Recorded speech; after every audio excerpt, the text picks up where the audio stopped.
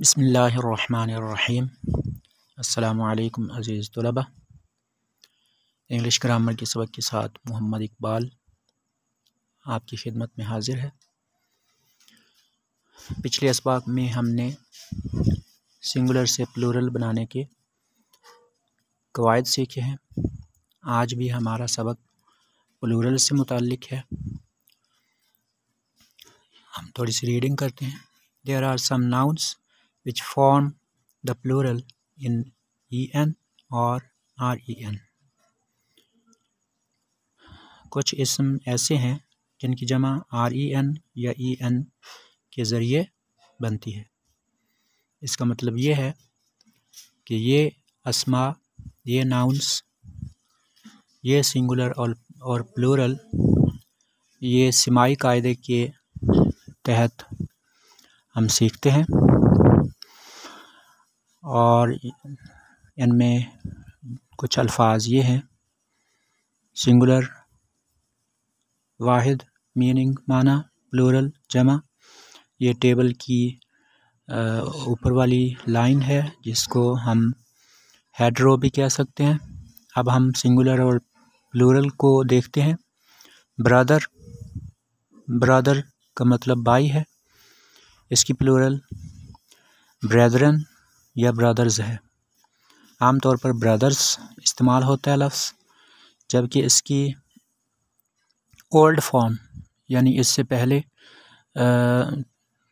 वाले ज़माने में ब्रदर की जमा ब्रेदरन भी इस्तेमाल होती थी और अब भी बाज़ औक़ात इसका इस्तेमाल किया जाता है।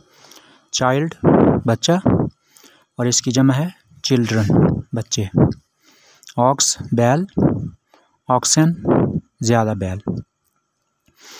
Singular in form which are used in a plural sense. वाहिद की शक्ल में जो जमा के माना में इस्तेमाल होते हैं। ये कुछ अल्फाज ऐसे हैं जो जमा के माना में इस्तेमाल होते हैं। इनकी तफसील कुछ यूँ है। पीपल लोग, प्लूरल फॉर्म में भी वैसे ही है। कैटल मवेशी, एक से ज़्यादा जानदारों को कहते हैं, जानवरों को। न्यूज़ ख़बर या ख़बरें। डियर हिरन, और ज़्यादा हिरन हो फिर भी डियर ही बोलेंगे, डियर्स नहीं बोलेंगे। इससे आगे ट्राउज़र्स है।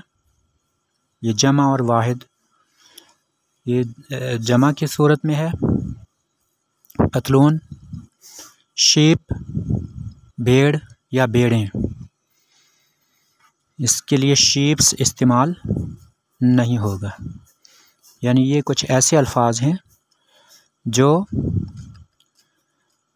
सिमाई कायदे के साथ हैं कि जैसे अहले ज़बान इनको बोलते हैं हम उसी तरह से इनको याद रखते हैं, बोलते हैं और लिखते हैं।